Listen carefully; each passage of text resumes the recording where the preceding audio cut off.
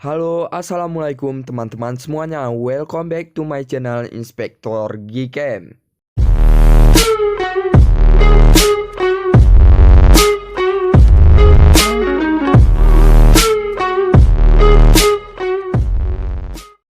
Oke teman-teman semuanya, jadi di video kali ini kita akan coba review config terbaru untuk Gcam Semim 8.4 ya teman-teman, yaitu config Americano by Inspektor Gcam.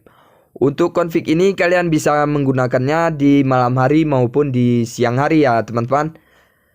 Untuk link Gcam dan config saya akan sediakan di pin komentar. Di sini saya akan menyediakan 3 format config sekaligus, yaitu ada format auto, JPEG, dan juga YUP.